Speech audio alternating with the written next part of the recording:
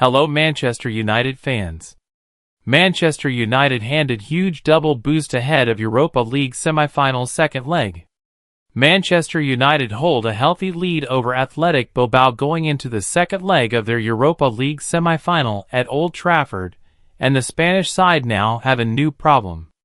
Manchester United's Europa League opponents Athletic Bilbao will go into the second leg of their semi-final without brothers Nico and Inaki Williams. Neither of the stars are in the travelling squad for the match at Old Trafford, with injuries cited as the reason. Both started the first leg at St Mamés, where United won 3-0 to put one foot in the final. However, neither can be called upon for the return game at Old Trafford as Athletic chase an unlikely comeback. Nico has been used sparingly in the league of late, with manager Ernesto Valverde aiming to keep him fresh for Europe. He missed out entirely against Real Sociedad over the weekend, though, and is not available on Thursday night. Inaki did play in that match, but made way for Alvaro Jallo around an hour into the goalless draw. And the two Williams brothers aren't the only stars missing.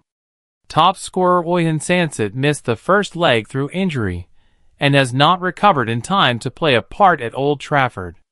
Danny Vivian will also miss out, with the defender's red card in the first leg earning him a suspension. United hold a commanding advantage as they prepare to welcome Ernesto Valverde's team to Old Trafford. The first leg hinged on a contentious penalty call, with Vivian sent off following a VR check after being ruled to have fouled Rasmus Højlund. Ruben Amorim's team already led 1-0 through Casemiro at that stage, and captain Bruno Fernandes doubled the lead from the penalty spot. Fernandes added his second and United's third on the stroke of halftime. United star Casemiro hailed the role played by the fans as Amorim's men chase European glory. The semi against Athletic comes after a dramatic late comeback against Lyon in the previous round, and the Red Devils are now within touching distance of a final against Tottenham or Bodo/Glimt.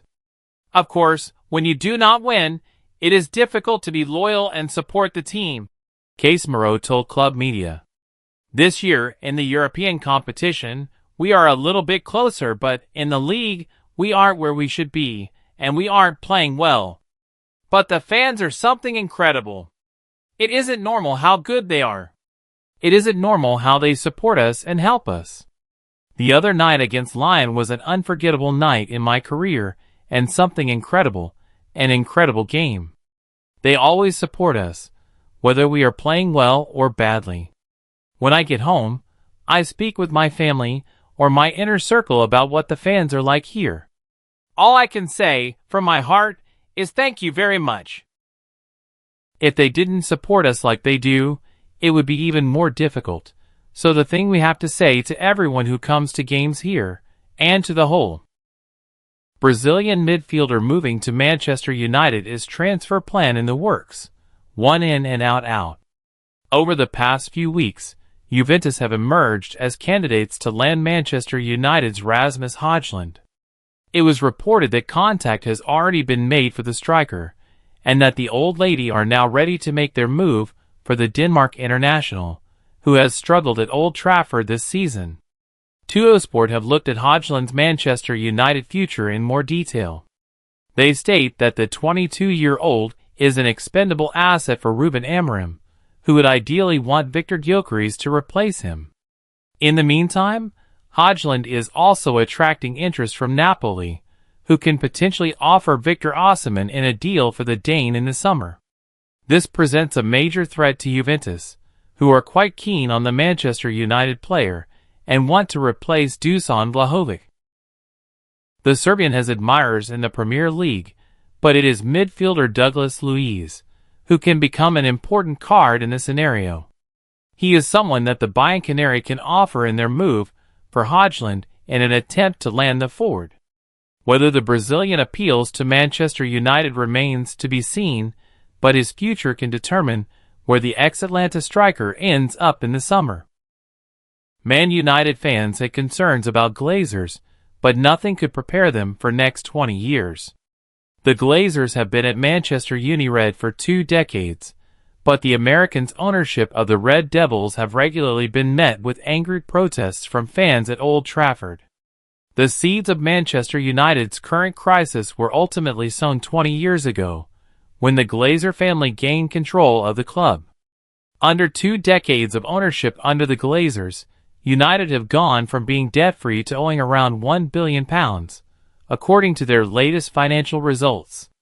On May 12, 2005, Irish racing magnates John Magner and J.P. McManus sold their 28.89% stake in United to Florida-based businessman Malcolm Glazer. There were already concerns at United over the leveraged nature of the Glazer takeover, but nothing could prepare fans for what was to come under the family's controversial ownership. Magner and McManus famously fell out with Sir Alex Ferguson over the stud rights to the racehorse Rock of Gibraltar, with the grubby dispute played out in public, ultimately leading to the Glazers owning United. With a shareholding from Magner and McManus, the Glazers controlled 76.2% of United and delisted the company in June 2005, beginning 2 decades of the most toxic club ownership in the history of English football. Since then, the Glazer family are estimated to have made £1 billion from United to line their own pockets, with the club paying out the same amount in interest to facilitate their controversial leverage buyout of the club. Despite sustained protests and demonstrations from United fans over the past 20 years, the Glazers remain in overall control of the club, hated by the club's supporters as much now as when they took over. Sir Jim Ratcliffe and his Ineos team may be in charge of football operations at United, having acquired a 28% stake in the club, but the Glazers remain in overall control, despite the best efforts of fans to oust them. Put simply, the Glazers, who profess to love United despite rarely attending games and having almost zero dialogue with the fans, are making too much money from one of the world's biggest clubs to walk away.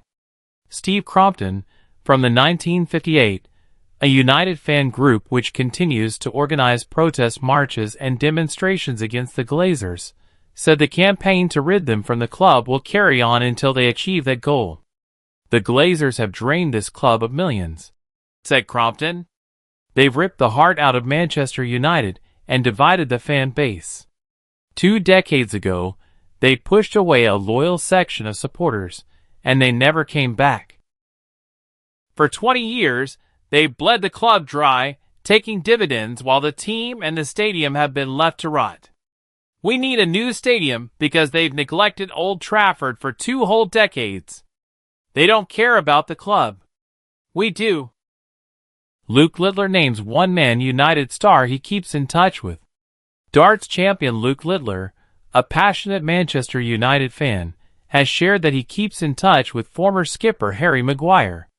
Littler also joked with Maguire after the defender's last-minute goal against Lyon in the Europa League quarter-final, playfully suggesting he should wear the number 9 shirt. Maguire responded to the comment with laughing emojis, showing good humor. Littler, who once played darts with the Red Devils players at Carrington, admitted he doesn't regularly speak with the team. Despite Man United's rocky season, he continues to support the team and celebrate their moments. There's still hope for the Red Devils to salvage the campaign by winning the Europa League and securing a place in the Champions League. Luke Littler is a household name and fan favorite after a remarkable rise in darts at the 2024 and 2025 World Darts Championships. The teenager missed out on the world title at Alexandra Palace after losing to Luke Humphries in 2024, but became the sport's youngest world champion at 17 years old after hammering Michael van Gerwen in January 2025.